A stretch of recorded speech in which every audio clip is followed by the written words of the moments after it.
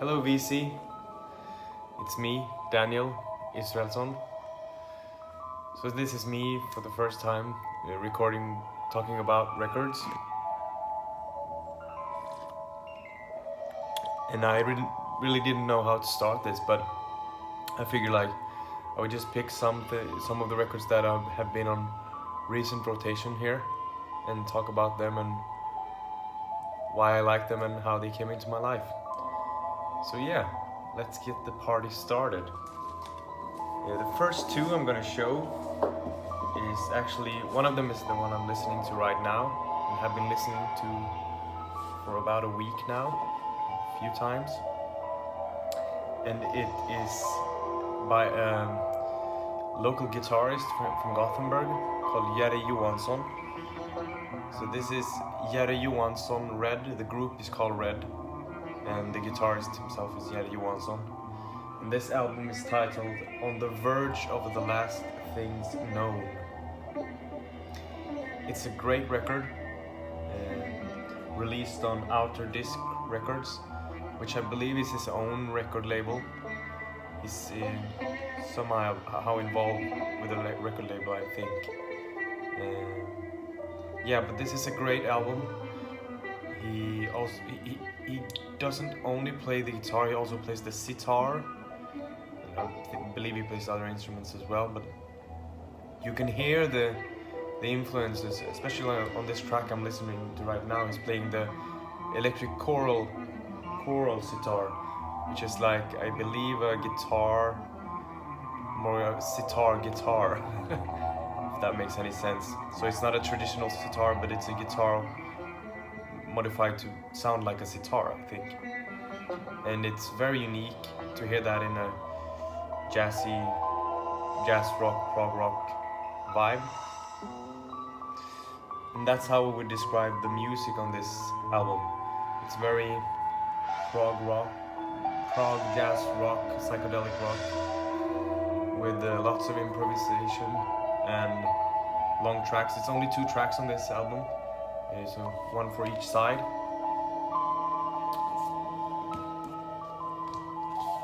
It's a beautiful album as well. And the vinyl is red as well, so it all goes very well together. So this is a very interesting album. Had lots of Moog synthesizers on this one as well. Yeah. So Jerry Johansson Red, On the Verge of the Last Things Known, on Outer Disc Records, 2017. This is also Jerry Johansson, but this is his more, I think, it's his jazz quartet, the Jerry Johansson Quartet. So this is more of a jazz, straight up jazz outlet. Has some great vibraphone on this one. And this is titled The Word Passed By, the Sun Was Going Down.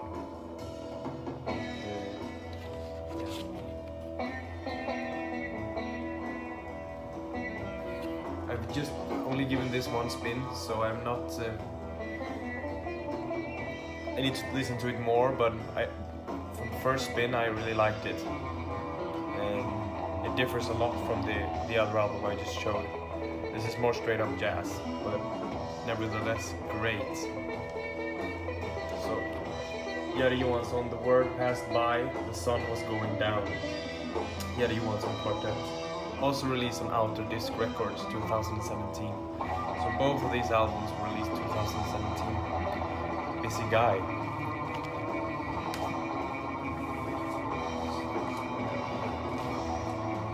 Yeah, this one. I recently was in Gothenburg with a dear friend of mine, Thomas, who insisted me on buying this one. It's Eero Koivistoinen, the original Sin. Great album. I really like this one. I played it a few times all the way through now, and it's amazing. Eero Koivistoinen plays all the saxophones on this, and I believe he's also the composer and done all the arrangements of the horn sections and so forth. Beautifully done. He plays the soprano saxophone, the tenor saxophone, and the alto saxophone on this one. This is very much in the vein of say Nucleus or Placebo, even Soft Machine. Some vibes and stuff which I'm very much like. Is beautiful arrangements of the horns, great compositions, just awesome playing all the way through. Some jazz rock bliss. So Eero Koivistonen, the original Synd. This is a reissue on Svart Records.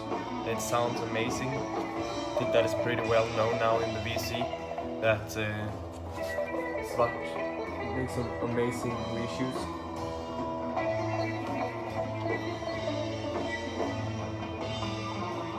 Yeah. This is the only thing I've heard about from Eero, but I guess it's by listening to this, I'm very much intrigued in listening to his other stuff. So if you ever see this, pick this up if you're a fan of like Nucleus, Soft Machine, Placebo, or anything like that. You will love this, I guess. Here's another one that I've spun lately. It's the Church of St. John Coltrane, recorded live in San Francisco.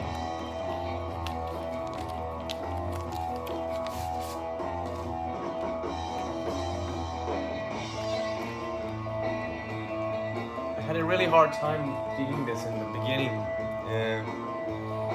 due to the fact that it's a lot of like gospel in this one, like straight up gospel music, like with chants and singing and so forth. And it's not that I'm saying it's bad, but I've never really gotten into listening to gospel, so it was very new to me. But it steadily grew on me. In the beginning it was so-so, but it grew on me. And I'm beginning to like this quite a bit, actually. This was released also in 2017 on Explore Sound Records, which is a record label in San Francisco. So I believe they recorded live the sessions in this church, because I guess this is how they do mass or so. Like they play John Coltrane songs and sing and chant and so forth. So they also play songs from I believe it's from Love Supreme. They interpret the church interpret their own kind of take on songs from the Love Supreme, which they do great. It's very gritty, and this is recorded live, so the whole album has a very gritty sound. But it grew on me. I'm actually starting to like it quite a bit now. So if you ever see this, pick this up.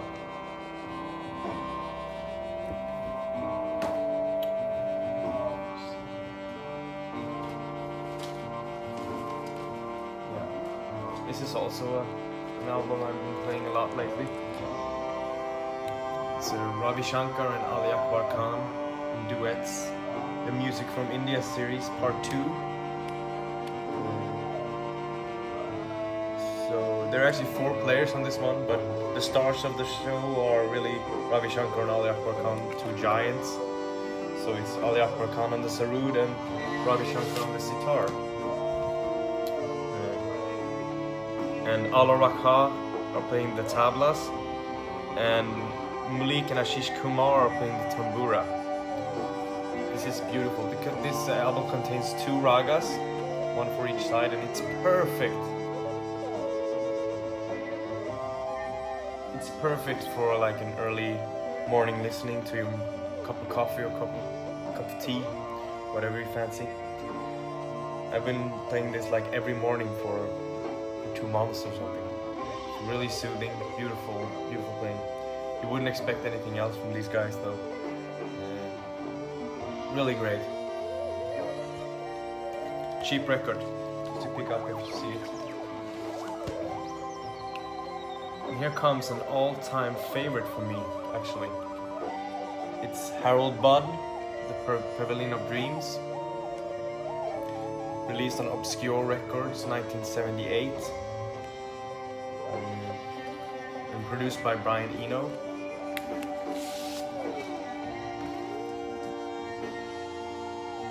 This is easily one of my all-time favorite albums. I play this least once a week, either when I'm home on the record player or when I'm taking a walk or just shopping groceries or whatever in the headphones. It's great, for me at least.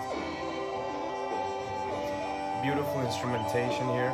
I have 4 marimba players, glockenspiel, celeste, harp, electric piano, Rhodes, and the great Marion Brown, avant-garde saxophonist on alto saxophone on this one as well. And not to mention the vocals.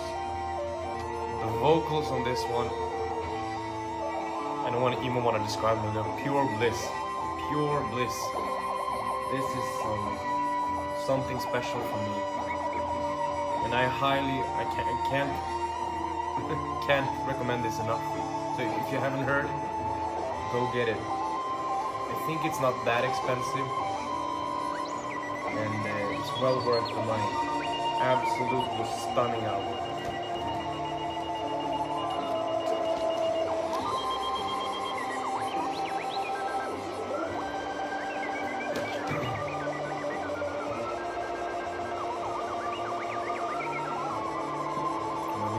So I need a tea. Yeah, the next album I'm gonna show is a new album by a new group, Ruby Rushton. Ruby Rushton 2 for Joy. And this is also an album I can't recommend enough. It's released on 22A Records, which I believe is Edward Cawthorne's own label. He's associated with the label anyways, and he's playing the saxophone in this quartet as well as the flute, and he does that marvelously. They all compose the tracks together, and everyone is really playing their ass off on this record. You may recognize the drummer. The drummer is Yusef Deyes from Yusef Kamal. Yusef Kamal had their self-titled album released last year, I think, which really was a huge success in the VC, and I really like it as well. So you wouldn't expect anything less than awesome grooves from this guy, and this is pure amazing. I wasn't lucky enough to get the first press because it sold out. They didn't press so much, I think, so many records, but this is the second pressing, and I grabbed it as soon as I saw it. And yeah, I can't recommend this enough. Very good, like jazz rock, jazz funk rock. It's very unique in the, even though it's in that genre, it's very unique, and it has a very warm sound to it, which I like very much. I guess that's why I've played it so much. But it's such a great album, all the way through. Priceless. And here's another classic that I've played a lot in the late months. I wasn't really aware of this album until like 6 months ago or something. And it's the Clifford Jordan Quartet Blast Beat Games. I saw it in the VC and I was attracted by the cover and of course the Strata East label.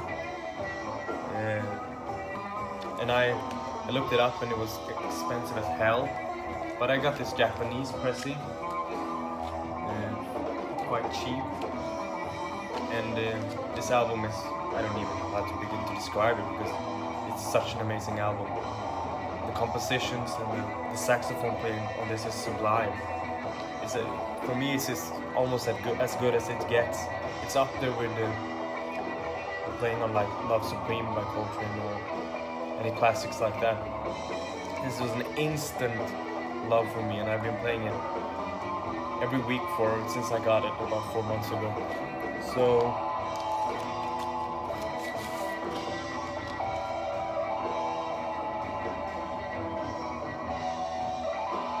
yeah, if you ever see this, as I said, it can be pretty expensive, but if you see this for a cheap price, pick it up, because if you like spiritual jazz in general, you will like this. This is pure bliss, in my opinion.